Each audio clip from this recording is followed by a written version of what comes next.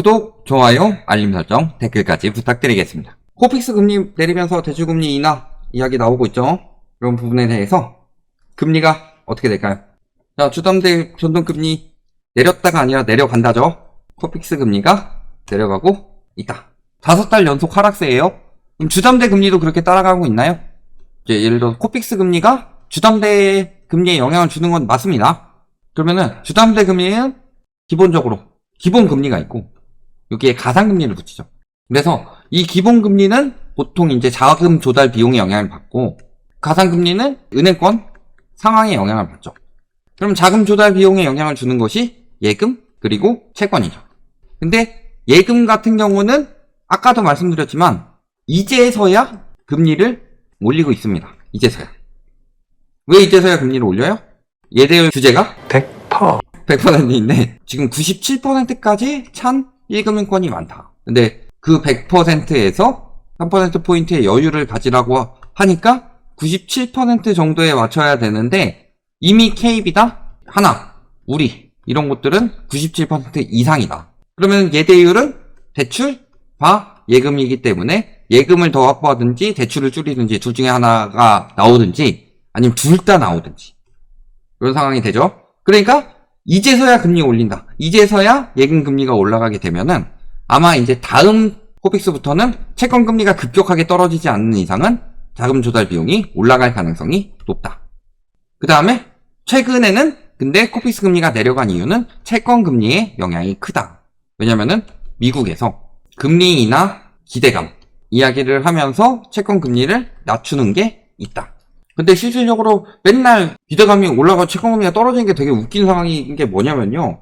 저축은행은 좀 예외예요. 저축은행은 아예 지금 예금을 줄이려고 하는 것이기 때문에 되게 웃긴 게 뭐냐면요. 미국에서 그래서 금리 인하가 작년 12월에 올해 3차례를 이야기를 했는데 요즘은 2차례 이야기가 나오고 있죠. 그러면은 오히려 채권금리가 더 올라야 될 거 아니에요. 기존 대비로. 근데 유리한 그런 기사들이 나오다 보니까 실질적으로는 불리한 상황인데 그걸 유리하게 만들어 버리는 거죠. 대표적으로 GTX가 있습니다. GTX 어때요? GTX 예전부터 추진했죠. 근데 GTX가 공사가 멈춰요. 예비 타당성이나 뭐 여러 가지 작은 문제로 인해서 멈춥니다. 그리고 재개가 됐어요. 멈추고 재개되면 늦어진 거죠. 그러면 GTX 영향력이 당연히 떨어질 수밖에 없죠. 더 미뤄질 수밖에 없고. 근데 심리를 어떻게 자극시키냐? 재개됐으니까 집값 올라간다. 또 멈추고 또 재개해요.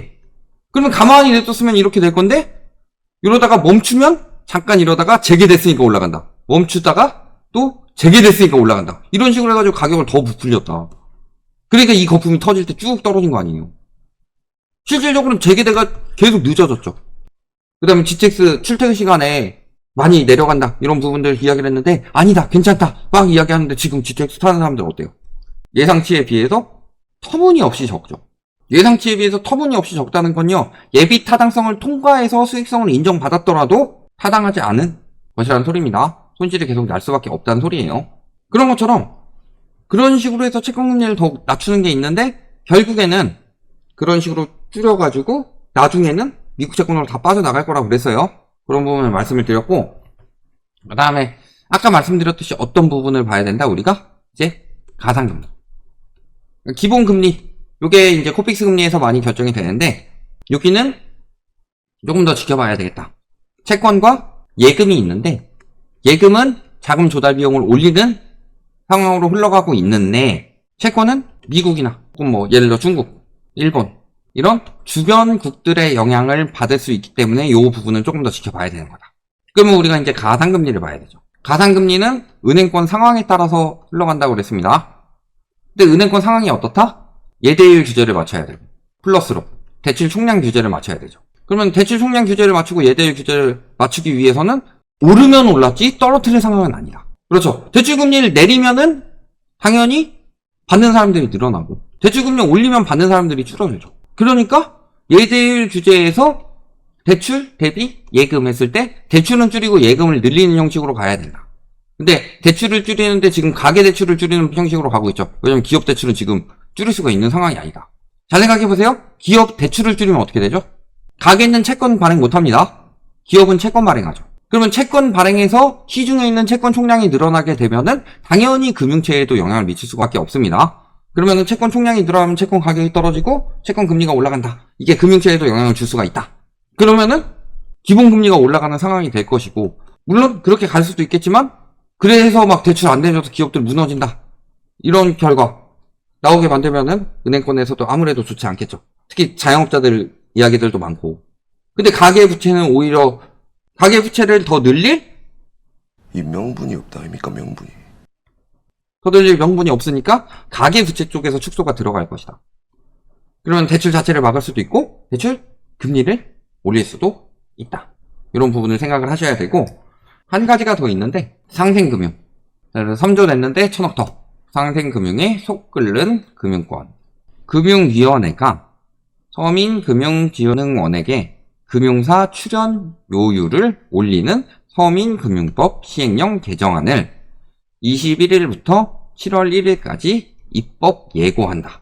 그러면은 공통출연금 요율을 현행 가계대출액의 0.03%에서 은행은 0.035%, 보험상호금융 여신전문저축은행은 0.45%로 올려서 내년 말까지 적용한다.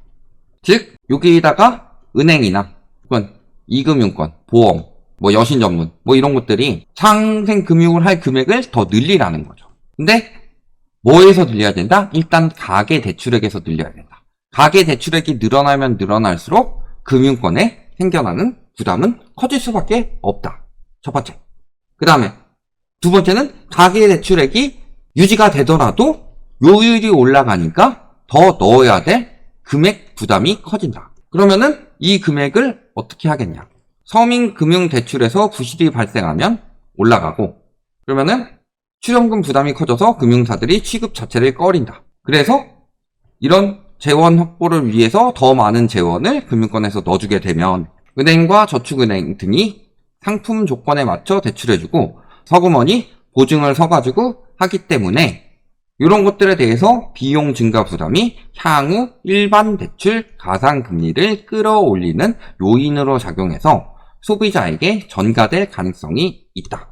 그래서 아까도 말씀드렸지만 예대율이나 대출 총량 규제뿐만이 아니라 저기 지금 출연 요율까지 올라가기 때문에 더 많은 자금을 확보해야 되고 당연히 손실은 커질 수밖에 없습니다. 근데 은행은요 정부 기관이 아니에요. 한국은행 제외하고 은행은 정부 기관이 아닙니다. KB, 하나은행, 우리은행, 농협, 신한은행 이런 것들이 정부 기관이에요? 기업이죠. 기업의 가장 큰 윤리는 뭐예요? 수익이죠, 수익. 건설사도 그러니까 안 낮추려고 하는 거 아니에요, 가격을. 근데 문제는 너무 심했다. 이런 부분을 이야기를 하는 거고, 은행 역시도 이윤을 남겨야 됩니다. 특히 건설사는 무너져도 괜찮아요. 은행은 무너지면은 선의의 피해자들이 굉장히 많이 생길 수밖에 없다. 건설사에 비해서. 그러니까 은행권에서 건설사의 부담을 자꾸 금융권으로 떠넘기지 마라. 이 이야기를 저희가 계속 하는 게, 저희가 요즘에 그래가지고 이야기 되게 많이 했죠. 과거에 같은 경우는 금융위기 올 수 있다. 이거 글로벌 금융위기 넘어섰다.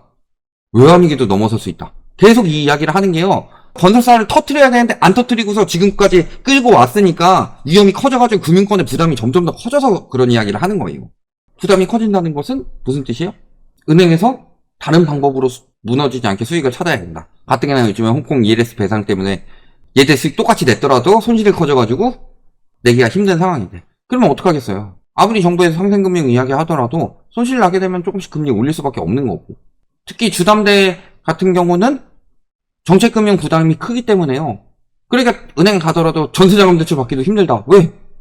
은행이 전세자금 대출 상담을 안 해준다. 나 저기 다다음 달에 재계약인데 은행권에서 다다음 달까지 지금 신생아 대출이랑 이런 거 예약 꽉 차 있어가지고 그때까지 못 받으실 수 있다. 딴 은행 가세요. 이런 이야기 괜히 하는 게 아니에요. 그러니까 이런 큰 틀에서 이제 미국에서 금리 인하를 하기 시작하면은 아마 우리나라도 채권금리가 내려가면서 처음에 따라갈 거예요.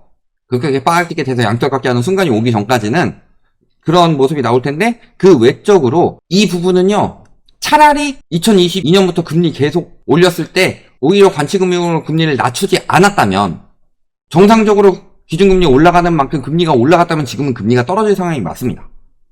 근데 말씀드렸지만 기준금리 3%에서 3.5%로 올렸는데 시중금리가 오히려 1%포인트 떨어졌다고 그랬죠. 이게 지금 시장 왜곡이 되고 있는 상황인 거고, 그러니까 채권금리가 내려가더라도 지금 시중은행에서 금리를 함부로 못 내리고 오히려 올리는 것도 나오는 이유는 이런 여러 가지 위험 상황을 만들었기 때문이에요. 그러니까 금리 올려가지고 부실채권 싹 정리해야 되는데 부실채권이 계속 캐면 캘수록 나오고 있고 PF도 문제 계속 나오는 것들 2022년부터 지금까지 밀어가지고 그것도 또 밀어가지고 6월부터 시행이잖아요. 이런 여러 가지 문제들에 대해서 은행권이 지금 자금 확보를 해야 되고 대손충당금 확보를 해야 되고 그 다음에 무리하게 금리 낮춰가지고 싸게 대출을 해줬기 때문에 대출 수요가 늘어나니까 예대율 맞춰야 되고 그런데 GDP 대비 가계부채 또 맞춰야 되고 은행권 자체적으로 또 여러 가지 바젤3 규제 맞춰야 되니까 대출 총량 규제 하는 거고 이런 전반적인 상황들이 나온다. 그렇다는 것은 첫 번째 금리가 올라갈 가능성, 두 번째 금리는 안 올리는데 대출을 중단할 가능성. 이 두 가지.